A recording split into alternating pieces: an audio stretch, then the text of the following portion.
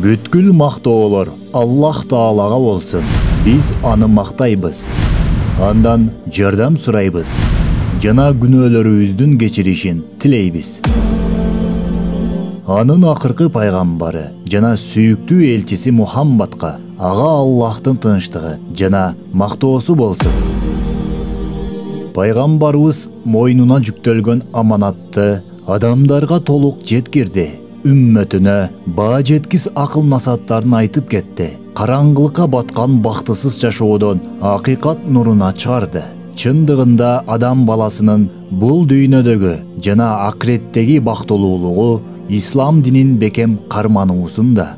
Анткени шарият илимин үйрөнүп, диний милдеттерин аткарып, жана исламды жашоо эрежеси катары карманып жашаган адамдар гана эки дүйнөдө бактылуулукка жетет. Азыркы кезде канчалаган адамдар өздөрүн мусулманбыз деп айтышат, бирок алардын кээ бир ишенимдери, адеп ахлактары жана карманган жолдору ислам динине каршы келет. Мына ошондуктан шариаттагы негизги маселелерди карманган жана диний милдеттерин аткарган адамдар сөзүндө мусулман болуп, бирок жашоосунда исламды толук кармабаган адамдардан кескин айырмаланат.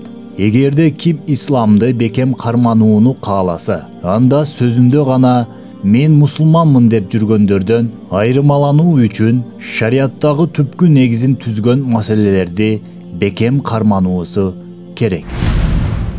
О адамдар, Раббиңерге сыйынгыла. Бакара сүрөсү 21-аят.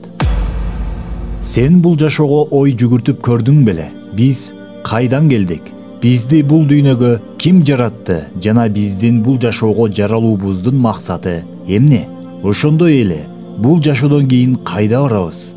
Бул суроолор сенин да жана башка адамдардын да оюна келген болушу керек. Бирок көпчүлүк адамдар бул суроолорго жооп издешкен жок. Алардын бул жашоодогу негизги максаттары жеп ичүү жана кумарын кандыруу менен гана чектелип калды. Ошондой эле көпчүлүк адамдар бул суроолорго жооп издеген кезде кандайдыр бир себептердин таасиринен улам туура эмес жоопторду алышат. Анткени алар бул суроолорго жооп издеген кезде улуу затка кайрылышкан жок. Өз напсисин эрчип жана бул жашоонун максатын ойлогон адамдар туурасында Аллах мындай деп айтат. Алардын жүрөктөрү бар, бирок аны менен акыйкатты түшүнүшпөйт. Алардын көздөрү бар, бирок аны менен акыйкатты көрүшпөйт. Алардын кулактары бар, бирок аны менен акыйкатты угушпайт. Алар мал сыяктуу. Жок, алар андан да катуу адашкандар. Мына ошолор кайдыгер наадандар.